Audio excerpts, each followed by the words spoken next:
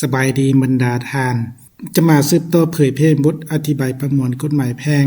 ซึ่งจะมาลงลึกในมาตรา190การเสียชีวิตของผัวหรือเมียตามคำตักสินของศาล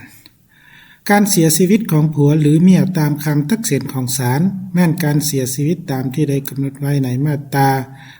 97ของประมวลกฎหมายฉบับนี้ซึ่งในมาตรา190ตัวนี้มันก็ได้ไปสอดคล้องกับมาตรา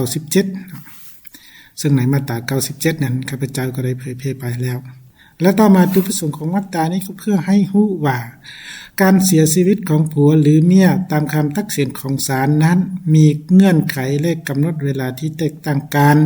ตามแต่ละกรณีอันเป็นสาเหตุให้สายพันธุ์ผัวเมียสิ้นสุดลงตัวนี้ถือว่าเป็นจุดประสงค์ของมาตรานี้และต่อมาตัวอย่างก็ได้เดินทางไปตั้งแผง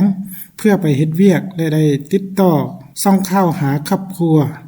แต่มาฮอดวันที่6กุมภาพันธ์2016บ่สามารถติดต่อหาก็ได้และได้รับเข้าให้สับสนไปโดยบ่รู้ข่าวจากสถานที่เฮ็ดเวียกต่อมาขอผู้เป็นเมียจึงได้ประกอบเอกสารยื่นหาศาลประชาชนตักสินให้ในวันที่5มีนาคม2019ศาลจึงได้ตักสินประกาศเป็นผู้เสียชีวิตตามกฎหมายตัวนี้ศาลจึงได้ตักสินประกาศผัวหรือว่าก็เป็นผู้เสียชีวิตตามกฎหมายแล้วตัวนี้ก็เป็นตัวอย่างฉะนั้นการเผยแพร่มาตรา190มาฮอดนี้ก็ได้สิ้นสุดลงเพียงเท่านี้ขอขอบใจ